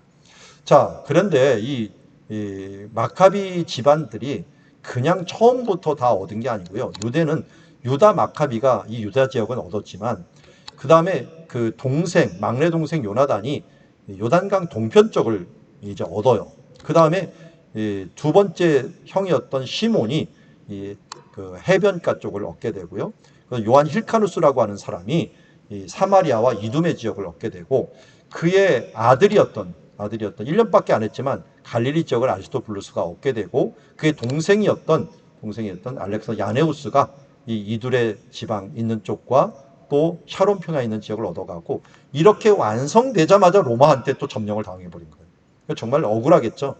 그런데 내분이 일어나서 결국은 무너진 것을 보게 됩니다. 이 내분이 뭐였냐면 이 알렉산드라라고 하는 여인이 이제 자기 아들들에게 그 왕위를 넘겨줘야 되는데 죽으면서 넘겨준 사람이 아리스토블루스가 아니에요. 원래 힐카누스가 장남이다 보니까 힐카누스한테 넘겨주려고 했는데 신하들이 아리스토블루스를 밀어버린 거예요.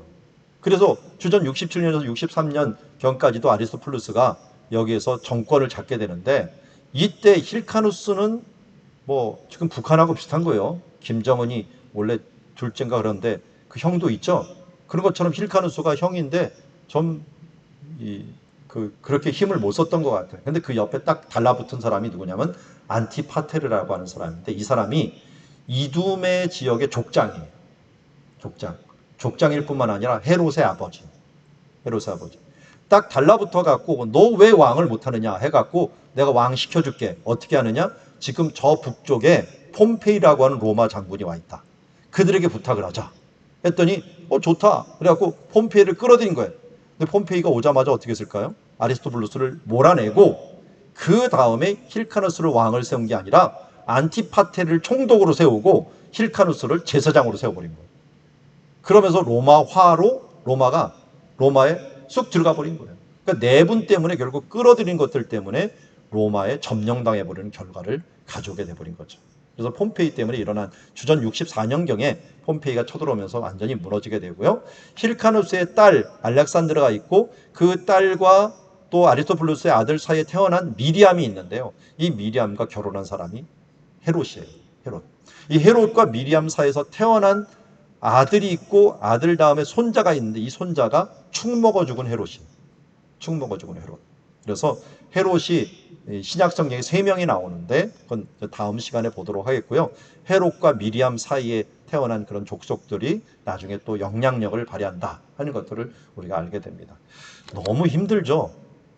여러분 성경에 안 나오던 거니까 대부분 처음 보던 걸 거예요. 그래서 쉽지 않습니다. 쉽지 않지만 한번 뭐 녹화가 되고 있는 걸로 알고 있는데 또 한 번 듣고 또 한 번 들어서 이 헬라 시대에 이어서 이제 마카비 혁명의 시대가 오고, 마카비 혁명 시대 끝나고서 로마 시대로 이제 접어들면서 폼페이가 로마로 점령하고 헤롯이 이때 그의 아버지를 이어서 이 분봉왕이라 해서 로마가 임명한 왕이 되면서 예수님 시대가 오게 되는, 그때가 이제 400년이 형성이 되는 것을 보게 됩니다. 근데 로마는 무슨 정책을 썼냐면 팍스 로마나라고 하는 정책을 써서 가능하면 평화롭게. 그래서 로마가 이 철로 돼 있는, 쇠로 돼 있다가 밑에 진흙으로 돼 있는 것이 섞인다 그랬잖아요. 이들은 철저하게 그 나라의 어떻게 보면 독립적인 것들을 존중해 줬어요. 지방 분권화라고 할 수 있죠. 그래서 로마를 잘 섬기기만 한다면 얼마든지 독립적으로 만들어주는 그런 정책을 쓰다 보니까 그런 지역이 이렇게 나눠지게 됩니다. 그래서 이 아프리카라고 하는 이름도 하나의 주 이름이었어요. 큰 지역의 이름이었어요. 그것이 뭐가 된 거예요? 대륙의 이름이 됐고요. 아시아 이름도 마찬가지예요. 로마에서 바라볼 때 아시아인데 이게 대륙의 이름이 돼버린 거예요. 그러니까 로마가 정해놓은 주 이름이 이 대륙의 이름이 될 정도로 로마가 기준을 세우는 데는, 법적인 부분들을 세우는 데는 굉장히 잘 발달되어 있었다. 그래서 법을 가지고 통치할 수 있도록 이들을 철저하게 통제하고요. 이게 안 될 때는 어떻게 했어요? 도로를 아주 잘 발전시켜 갖고 모든 도로는 로마로 통한다 하는 것처럼 이 도로를 통해서 빨리 가서 정복해 갖고 그들을 제압해 놓고서 친로마적인 사람들을 세워놓는데, 이 사람들을 분봉왕이라고 불렀어요. 분봉왕이 안 되면 총독을 보내서라도 그들을 통치하게 되었죠. 그래서 수리아라고 하는 것들을 잘 보면은요, 수리아 안에 분봉왕이 또 있었던 거예요. 그러니까 수리아의 총독이 이 분봉왕까지도 통치하는 지역들이 있었어요. 큰 지역이 있었고 또 작은 지역이 있었다. 그래서 빌라도는 작은 총독이에요. 행정장관 정도 되는. 그래서 큰 그 군단을 가지고 있는 사람들은 이런 총독이라고 할 수 있고요. 그 밑에 또 자치제도를 가장 소중히 여기고 있었기 때문에 이걸 만들었습니다. 자, 이걸 정리하면 이래요. 다니엘서 예언을 했는데 결국은 예수님 오실 때까지 뭘 준비했나 봤더니 이렇게 준비된 거예요. 바벨론 때에는요, 사람들이 흩어졌어요. 흩어져 갖고 그들이 지도자급이고 제사장들이 많다 보니까 그들이 믿음을 지키느라고 자기 회당을 만들었어요. 회당을 만들고 여기에서 그들의 신앙, 다니엘 같은 사람이 신앙을 지키면서 이스라엘의 하나님만이 아니라 온 세상의 하나님이라는 것을 이 왕들에게도 나타나는 결과를 가져왔고, 이때 이들이 모여갖고 성경을 이제 체계화시키기 시작한 거예요. 그 구약 성경이 어디서 나왔느냐? 사실은 구약 성경의 체계는 이 바벨론의 디아스포라 가운데서 나오기 시작했던 거예요. 예전은 이건 흩어졌던 것들이 이제 모아지기 시작했고, 나중에 에스라 같은 사람들에게서 완성이 된 것을 보게 됩니다. 자, 그 다음에 바사라고 하는 페르시아는 무슨 역할을 했는가 봤더니, 다신교 정책들 때문에요, 성전 건축이 되어버렸고요, 제사장이 득세하는 세대를 만들어버리는, 그래서 다신교들 때문에 종교 중심의 체제가 돌아가는 일들이 일어나게 되었고요. 헬라는 우리가 알렉산더를 통해서 복음을 전하기 쉬운 아고라의 문화, 거기다가 언어까지 통일되고 성경까지 번역이 되면서 하나님의 복음을 전하기에 너무나도 좋은 문화가 된 거예요. 그래서 어디를 가든지 아고라가 있는 거예요. 그러다 보니까 거기서 뭐예요? 어딘지 복음을 전할 수가 있어. 누구든지 얘기할 수 있도록 허락해준 문화들이 만들어진 것이, 이 언어가 통일되고 또 장소가 마련되어 있는 아주 좋은 곳을 헬라 문화가 만들어놨다. 그 뒤에 하스모니아 시절 때 수전절이 생기기도 했고요. 이때 수전절이 하스모니아 왕가가 뭐가 문제였냐면요, 원래 대제사장은 아니었어요. 아론 계열은 아니었는데, 제사장은 맞아요. 근데 아론 계열은 아니었기 때문에 대제사장이 못 되는데 이 사람들이 대제사장도 되고 왕도 돼버린 거예요. 왕은 다윗 왕조에서 만들어줘야 되는데 자기네들이 왕이 돼버린 거예요. 그러다 보니까 반대 세력이 생겼어요. 아주 뛰쳐나간 사람이 뭐냐면 수도원파, 이게 SNF파예요. 그리고 그냥 그들에게는 관심 없이 노는 그런 말씀 중심으로 살겠다, 경건파, 이게 바리새파예요. 그런데 그래도 제사장 중심으로 살겠다 해갖고 좀 타협한 사람이 사두개파예요. 이 사두개파는 사독 계열이라고 자기네들이 얘기한 거. 원래 사독 계열 아니거든요.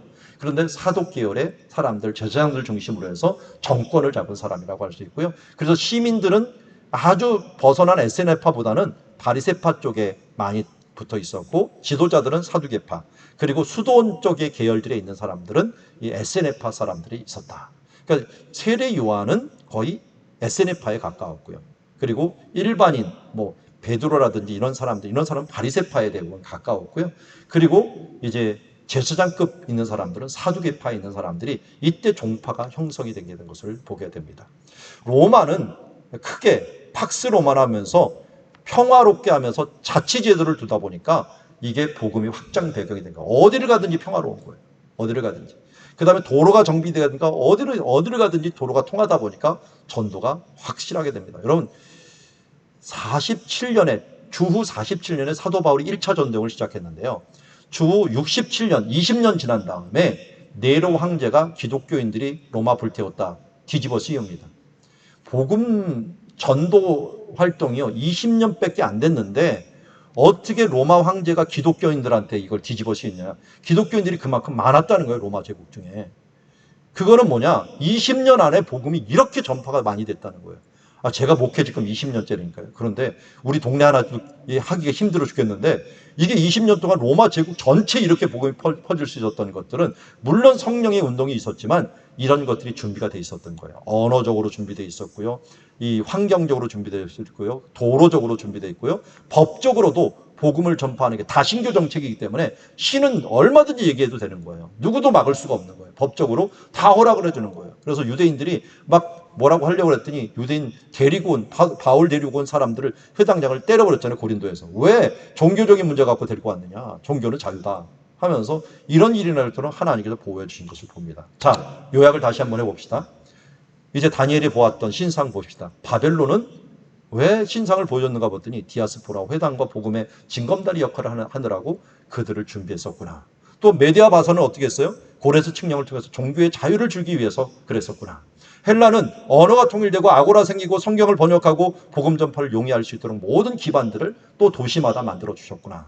로마는 그 도시를 연결할 수 있는 도로, 그리고 지역을 안정시키는 팍스 로마나 법, 신속, 안전, 합법화, 이런 모범들을 준비하고 그 다음에 예수님이 오신 거예요. 그 다음에 때가 참에 하나님께서 오셔갖고 이들을 정복하고 결국은 하나님의 나라, 이 신약의 예수님이 오실 것을 준비하실 것을 보게 됩니다. 그러기 중간기는 우리는 암흑기라고 보고 아무것도 기록이 안 돼 있지만 아무것도 기록이 안 돼 있다고 아무 일이 안 일어나는 게 아닙니다. 지금 우리가 예배를 드리기 힘들다고 해갖고 하나님이 역사하지 않는 게 아닙니다. 어떻게 보면 지금이 은혜 받을 만한 때요. 지금이 정말 하나님의 놀라운 때를 준비하는 그런 기간이 될 수가 있다는 것입니다. 어떤 사람에게는. 어떤 사람들은 더 이 시기를 사용해서 하나님의 놀라운 일들을 이룰 수 있는 계기가 된다는 것 여러분 잊지 마시고 이 중간기와 같은 이 시대를 여러분 주님의 은혜로 잘 준비되어서 하나님의 나라를 이루는 주님의 자녀들이 되기를 주의 이름으로 축원합니다. 기도하겠습니다.